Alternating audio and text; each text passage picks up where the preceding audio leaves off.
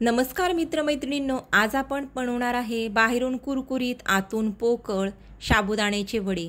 साबुदाण्याचे वडे आपल्याला तर आवडतात, पण हे घरामध्ये बनवायचं म्हटलं की आपण टाळतो, कारण वडा तेलात टाकल्याबरोबर फुटतो, तेल पितो आणि तितकाच तो चविष्ट लागत नाही।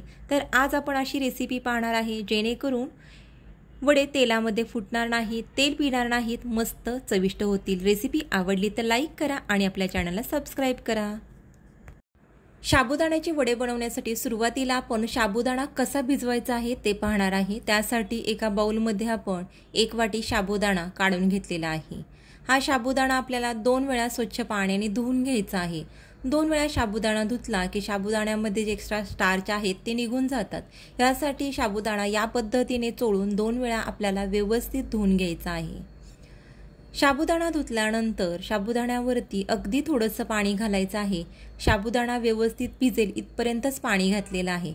तर आता किती घालायचे आपल्याला कसं कळेल, तर या पद्धतीने बोटाने अर्धा इंच साबुदाण्यावरती पाणी राहील एवढंच पाणी घालायचं आहे आणि हा साबुदाणा 4 ते 5 तासांसाठी असाच भिजत ठेवायचा आहे।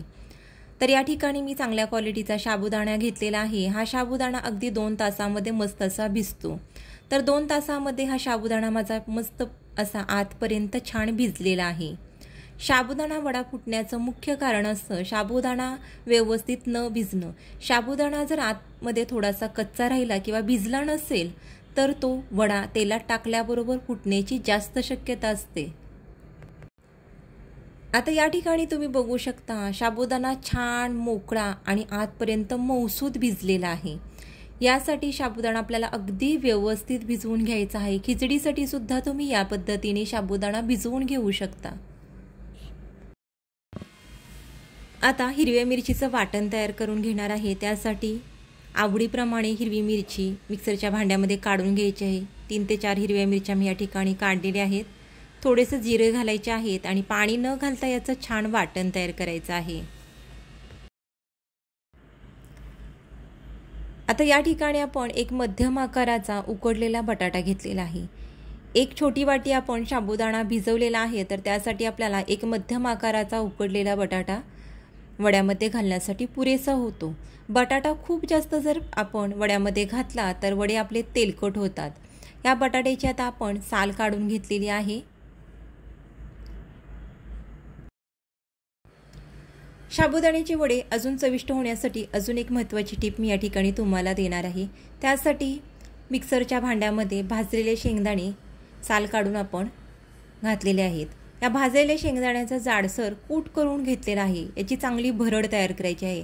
अरदकच्च्या याच्या डाळी फुटामध्ये दिसत आहेत, पाहू शकता।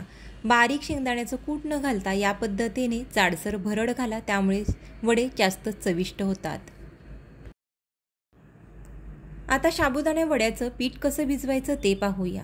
त्यासाठी एका ताटामध्ये भिजवलेला साबुदाणा काढून घेतलेला आहे।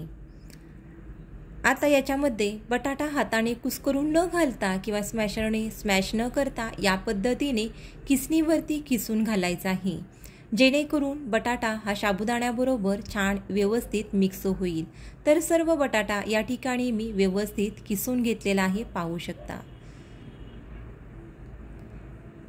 ही एक महत्त्वाची टीप लक्षात ठेवा, त्यामुळे वड्यांना व्यवस्थित आकार मिळतो आणि वड्याचं पीठ व्यवस्थित भिजवण्यासाठी मदत होते।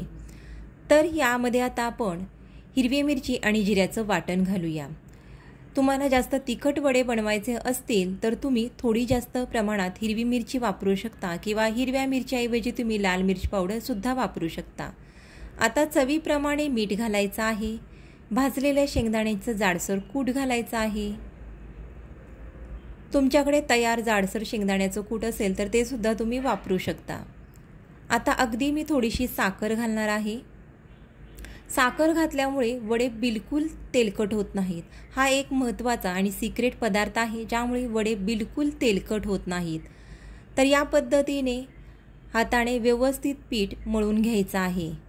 बरेच जण काय करतात, हा भिजवलेला साबुदाणा मिक्सरला सुद्धा लावून घेतात, तर त्यामुळे वडे अगदी चिवट होतात आणि तेलकट होतात। तर असं न करता या पद्धतीने आपण बटाट्यामध्ये साबुदाणा व्यवस्थित मळून घ्यायचा आहे आणि बिलकुल याच्यामध्ये पाण्याचा वापर करायचा नाही।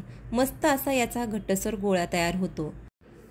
साबुदाणा वडा बनवण्यासाठी पीठ छान मळून तयार झालेलं आहे। हे मी एका बाउलमध्ये आता काढून घेतलेलं आहे। पाहू शकता। आता लगेचच याचे आपल्याला वडे तयार करायला घ्यायचे आहेत। वाटीमध्ये अगदी थोडंसं तेल घ्यायचं आहे। हाताला पीठ चिकटू नये यासाठी हाताला थोडंसं तेल लावायचं आहे किंवा तूप लावून घेऊ शकता तुम्ही। जेवढ्या साईजचा तुम्हाला वडा बनवायचा आहे तेवढ्या साईजचा पिठाचा गोळा तयार करून घ्यायचा आहे। या पद्धतीने हातावरती पाहू शकता तुम्ही। बिलकुल वड्याला क्रॅक जात नाहीत।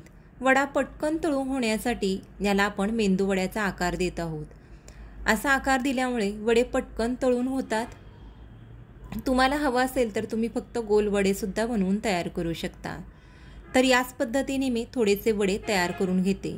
पिठाला जर क्रॅक जात असतील तर बटाट्याचं प्रमाण थोडं कमी झालेलं आहे असं ओळखायचं आणि थोडासा उकडलेला बटाटा जर शिल्लक असेल तर तो तुम्ही किसून याच्यामध्ये ॲड करू शकता। दुसरा सुद्धा वडा आपला या पद्धतीने तयार झालेला आहे। बिलकुल पिठाला क्रॅक गेलेले नाहीत। तर याच पद्धतीने अजून थोडे वडे मी तयार करून घेते आणि हे वडे आपल्याला तेलामध्ये तळून घ्यायचे आहेत। साबुदाण्याचे वडे तळण्यासाठी गॅसवरती तेल गरम करून घेतलेलं आहे। तेल मध्यम गरम झालं की याच्यामध्ये आपल्याला वडे सोडायचे आहेत। एका वेळेस जेवढे तेलामध्ये बसतील तेवढेच वडे सोडायचे आहेत आणि गॅसची फ्लेम आपल्याला मीडियम ठेवायची आहे। हाय फ्लेमवर जर वडे आपण तळले तर वडे वरून तर तळले जातील आणि आतून कच्चे राहतील। यासाठी तळताना मीडियम फ्लेमवरती तळायचे आहेत। लो फ्लेमवर जर आपण हा वडा तळला तर वडा जास्त तेलकट होतो। यासाठी आपल्याला जर कुरकुरीत आणि कमी तेलकट वडे हवे असतील तर आपल्याला हे मीडियम फ्लेमवरती छान एकसारखे हलवत तळून घ्यायचे आहेत। वडे जसे तळले जातील तसा वड्यांना छान सोनेरी रंग येऊ लागतो आणि तेलाचे बुडबुडे सुद्धा कमी होतात। वडा तेलामध्ये सोडल्यानंतर कधीही लगेच पलटायचा नाही कारण वडा हा तुटू शकतो। वडा झारीला थोडासा कडक लागू लागला की त्यानंतरच हा आपल्याला पलटायचा आहे। तर मीडियम फ्लेमवरती छान सोनेरी रंग येईपर्यंत आपण हे वडे तळून घेतलेले आहेत। मस्त असे कुरकुरीत वडे या ठिकाणी आपले तयार झालेले आहेत। खाण्यासाठी तयार झालेला आहे।